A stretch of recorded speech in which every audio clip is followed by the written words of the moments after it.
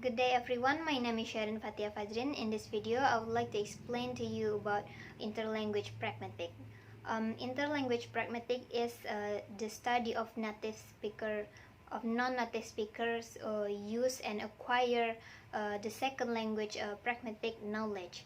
It studies how non-native speaker understand and perform linguistic action in target language and how they acquire it. Second language learners usually make mistakes in their communication for their unawareness of pragmatic knowledge. So interlanguage pragmatic studies the acquisition of a language as a second language by non-native speaker and how they use and performing the language. Interlanguage pragmatic has mostly studied comparison between the second language learner and native speaker on how they produce speech act and performing the language. There are four learning process. First one is cross-sectional studies. Cross-sectional studies mostly focus on one or more realization strategies of speech act.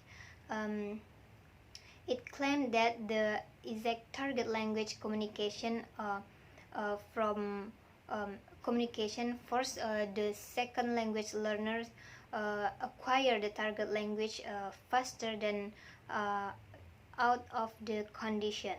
And then for example, a student of Australian that require Australian English speaker request in Bahasa Indonesia as foreign language, and it shows that the learner have access to be some request strategy as native speaker, but it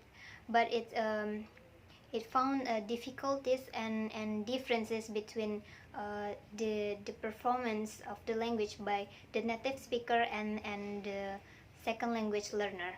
And then second is longitudinal studies.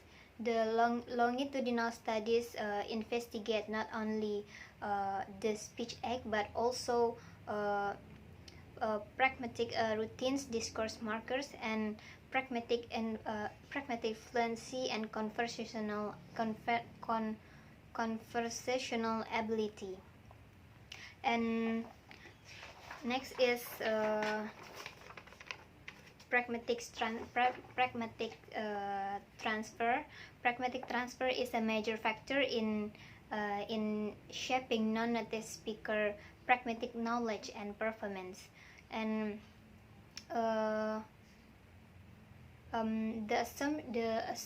assumption that learner of second language learner proficiency was related with pragmatic transfer, but it is hard to study interlanguage pragmatic only focusing on pragmatic transfer, because some other factors also influence the meaning, influence the learning process.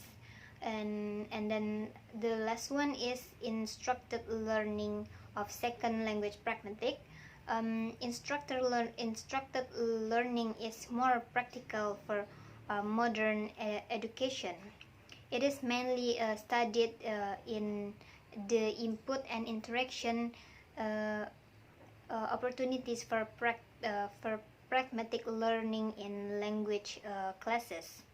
And the input of socially appropriate expression of options and disagreement or agreement were not provided in the class. And I think that's all for me about interlanguage pragmatic. Thank you for listening to my explanation.